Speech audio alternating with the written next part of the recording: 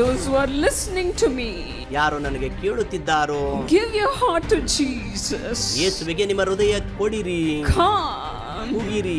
Jesus calls you. ಯೇಸು ನಿಮ್ಮನ್ನು ಕರೆಯುತ್ತಾರೆ.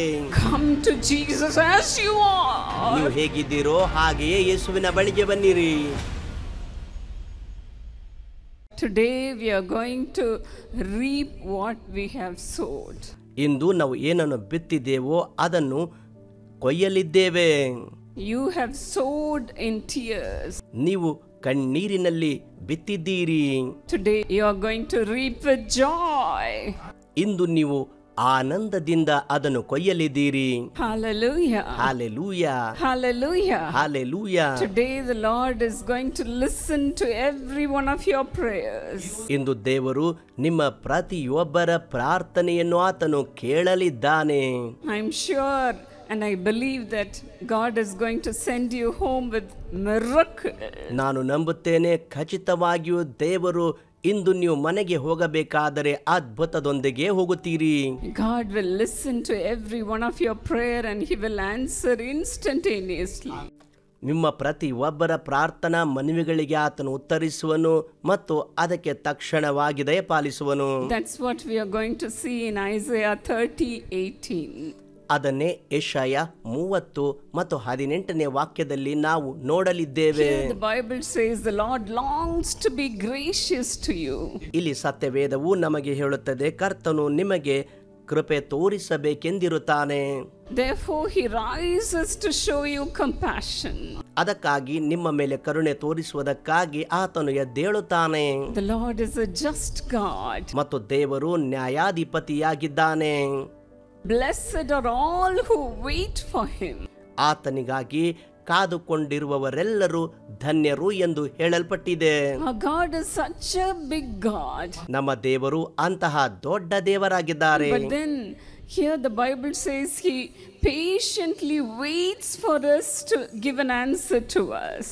ಮತ್ತು ಇಲ್ಲಿ ಆತನು ಬಹಳ ತಾಳ್ಮೆಯಿಂದ ನಮಗೆ ಉತ್ತರಿಸುವುದಕ್ಕೆ ಕಾದುಕೊಂಡಿರುತ್ತಾನೆ. Our God is so gracious. ನಮ್ಮ ದೇವರು ಕೃಪಾವಂತನಾಗಿದ್ದಾನೆ. In the next verse he says he will surely be gracious to you at the sound of your cry. ಮುಂದಿನ ವಾಕ್ಯ ಹೇಳುತ್ತದೆ, ನೀವು ದುಃಖಿಸಿದ ಶಬ್ದವನ್ನು ದೇವರು ಕೇಳಿ ನಿಮಗೆ ಕೃಪೆ ತೋರಿಸುವನು. As soon as he hears it he will answer you. ಆತನು ಕೇಳಿದ ಕ್ಷಣವೇ ಆತನು ನಿಮಗೆ ಉತ್ತರಿಸುವನು. He will answer you.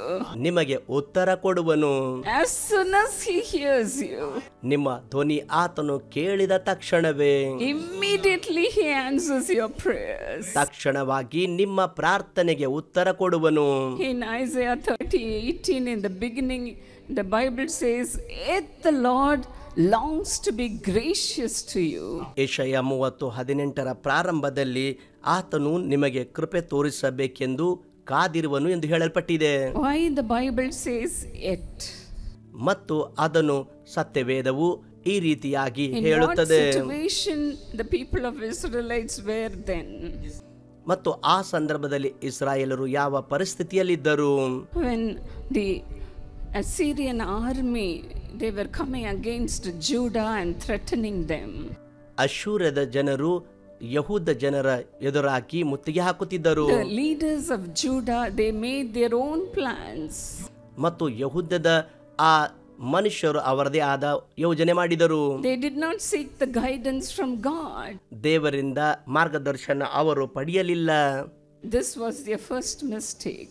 ಮತ್ತು ಅದು ಅವರ ಮೊದಲನೆಯ ತಪ್ಪಾಗಿತ್ತು. That's why the Bible says, "Yet the Lord longs to be gracious to you." ಕರ್ತನು ನಿಮಗೆ ಕೃಪೆ ತೋರಿಸಬೇಕೆಂದು ಕಾದಿರುತ್ತಾನೆ ಎಂದು ಅದಕ್ಕಾಗಿಯೇ ಸತ್ಯವೇದದಲ್ಲಿ ಅದನ್ನು ಹೇಳಲ್ಪಟ್ಟಿದೆ. We may be having so many lackings in our lives. ನಮ್ಮ ಜೀವಿತದಲ್ಲಿ ಬಹಳ ಕೊರತೆಗಳು ನಮ್ಮಲ್ಲಿ ಇರಬಹುದು. But yet the Lord is gracious to us.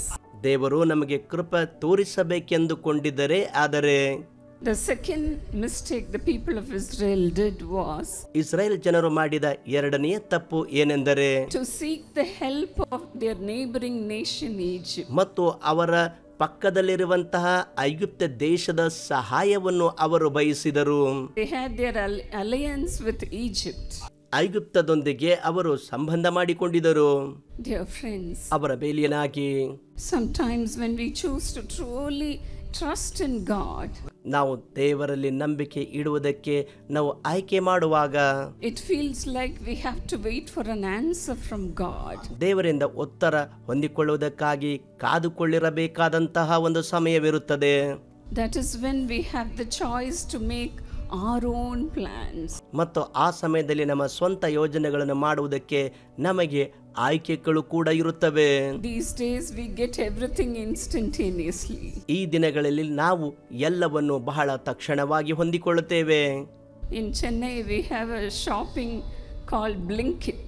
ಚೆನ್ನೈಯಲ್ಲಿ Blinkit ಅನ್ನುವಂತಹ ಒಂದು ಅಂಗಡಿ ಇದೆ.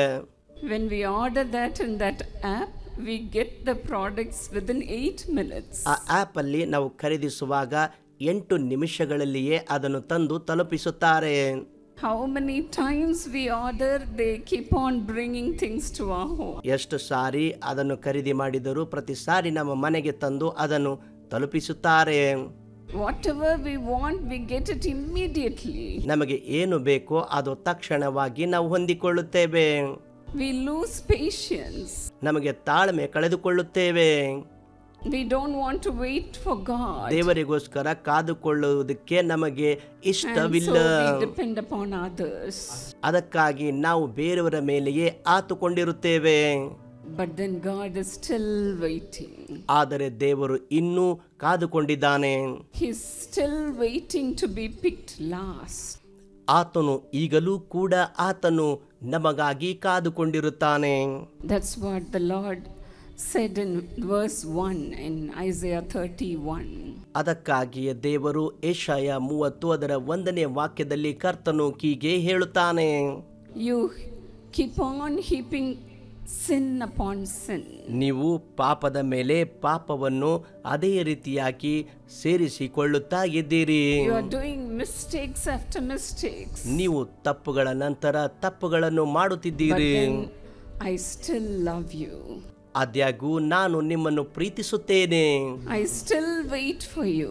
ನಿಮಗಾಗಿ ನಾನು ಇನ್ನೂ ಕಾದುಕೊಂಡಿದ್ದೇನೆ.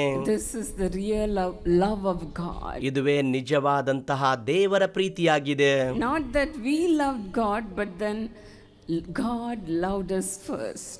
ಸೊ ನಾವು ಆತನನ್ನು ಪ್ರೀತಿಸುವುದಲ್ಲ, ಮೊದಲು ದೇವರು ನಮ್ಮನ್ನು ಪ್ರೀತಿ ಮಾಡಿದ್ದಾನೆ. That's why he gave his son as a sacrifice to take away our sins. ನಮ್ಮ ಪಾಪ ತೆಗೆದು ಹಾಕುವುದಕ್ಕಾಗಿ ತನ್ನ ಸ್ವಂತ ಮಗನನ್ನೇ ಬಲಿಯಾಗಿ ಆತನು ನಮಗೋಸ್ಕರ ಅರ್ಪಿಸಿದನು. So much love for you.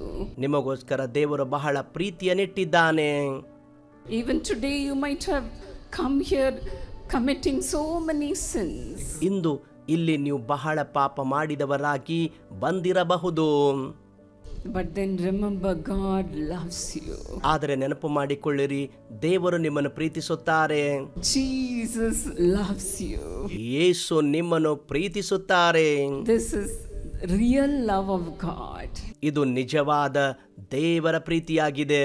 Come as you are to Jesus. ನೀವು ಹೇಗಿದ್ದೀರೋ ಹಾಗೆಯೇ ಯೇಸುವಿನ ಬಳಿಗೆ ಬನ್ನಿರಿ. Will you give your heart to God today?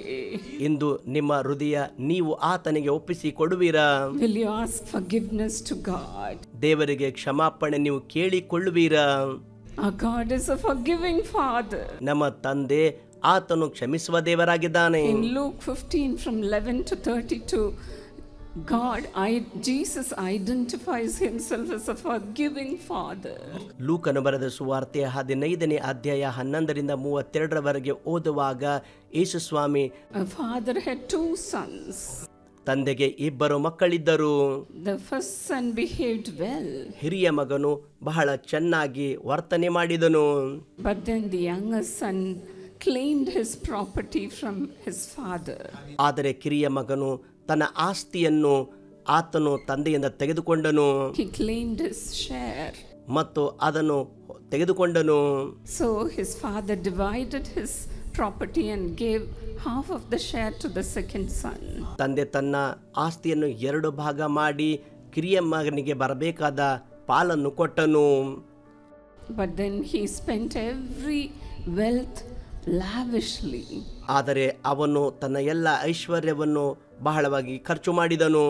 After spending everything, he remembered his father. ಎಲ್ಲವನ್ನು ಕಳೆದುಕೊಂಡ ನಂತರ ತನ್ನ ತಂದೆಯನ್ನು ಅವನು ನೆನಪು ಮಾಡಿಕೊಂಡನು ಎಂದು ನೋಡುತ್ತೇವೆ. Let me go to my father and ask forgiveness to him. ತನ್ನಲ್ಲಿ ತಾನೇ ಅವನು ಹೇಳಿಕೊಂಡು ನಾನು ನನ್ನ ತಂದೆಯ ಬಳಿಗೆ ಹೋಗಿ ಕ್ಷಮೆಯನ್ನು ಕೇಳುವೆನು ಅಂದುಕೊಂಡನು. He could come to see his father. As soon as he entered the city of his father, ತನ್ನ ತಂದೆಯ ನಗರ ಪಟ್ಟಣಕ್ಕೆ ಅವನು ಪ್ರವೇಶ ಮಾಡುತ್ತಿರುವಾಗಲೇ the father came running to his son. ಆ ಮಗನ ಬಳಿಗೆ ತಂದೆ ಓಡಿ ಬಂದನು. He kissed his son. ತನ್ನ ಮಗನಿಗೆ ಮುದ್ದಿಟ್ಟನು. He embraced him. ಅವನನ್ನು ಅಪ್ಪಿಕೊಂಡನು. He gave him the best robe, ಉತ್ತಮ ನಿಲುವಂಗಿ ಕೊಟ್ಟನು. best ring, ಉತ್ತಮ ಉಂಗುರ ಕೊಟ್ಟನು. best sandals, ಉತ್ತಮ ಜೋಡುಗಳನ್ನು ಕೊಟ್ಟನು. the best feast. ಉತ್ತಮವಾದ ಹಬ್ಬವನ್ನು ಕೊಟ್ಟನು. And he forgave his son who sinned against him. ಅವನ ವಿರುದ್ಧವಾಗಿ ಪಾಪ ಮಾಡಿದಂಥ ಮಗನಿಗೆ ಕ್ಷಮೆಯನ್ನು ಕೊಟ್ಟನು.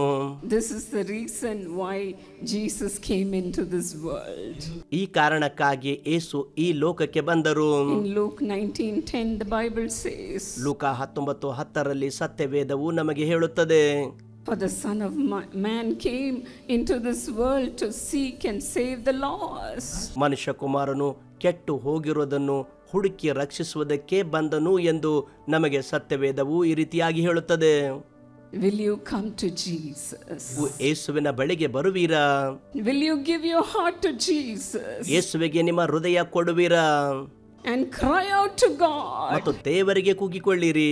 Ask God, forgive me, Lord. ಕರ್ತನೇ ನನ್ನನ್ನು ಕ್ಷಮಿಸು ಎಂದು ಕರ್ತನಿಗೆ ಕೇಳಿರಿ. Will you be my father? ನೀನು ನನ್ನ ತಂದೆಯಾಗಿರುವಿರಾ? Ask God, will you be my forgiving father? ತಂದೆಯೇ ನೀನು ನನ್ನ ಕ್ಷಮಿಸುವಿಕೆಯ ತಂದೆಯಾಗಿರುತ್ತಿ ಎಂದು ಆತನಿಗೆ ಕೇಳಿರಿ. When you cry out to God, ನೀವು ದೇವರಿಗೆ ಕೂಗಿಕೊಳ್ಳುವಿರಾ? He will come running to you. ಆತನು ನಿಮ್ಮ ಬಳಿಗೆ ಓಡಿ ಬರುವನು. He will kiss you. ನಿಮಗೆ ಮುದ್ದಿಡುವನು. He will embrace you. ನಿಮ್ಮನ್ನು ಅಪ್ಪಿಕೊಳ್ಳುವನು. And he will forgive you. ಮತ್ತು ನಿಮಗೆ ಕ್ಷಮಿಸುವನು. You will have success in your life. ನಿಮ್ಮ ಜೀವಿತದಲ್ಲಿ ಯಶಸ್ವಿ ನಿಮಗೆ ಇರುವುದು. Shall we all stand up and cry out to God? ನಾವೆಲ್ಲರೂ ಎದ್ದು ನಿಂತುಕೊಂಡು ಕರ್ತನಿಗೆ ಕೂಗಿಕೊಳ್ಳೋಣವೇ? Just like that little boy, just look at Jesus. ಆ ಚಿಕ್ಕ ಹುಡುಗನಂತೆಯೇ ನಾವು ಯೇಸುವನ್ನೇ ಮಾತ್ರ ನೋಡೋಣ. Keep staring at Jesus. ಯೇಸುವನ್ನೇ ನೋಡುತ್ತಲೇ ಇರಿ.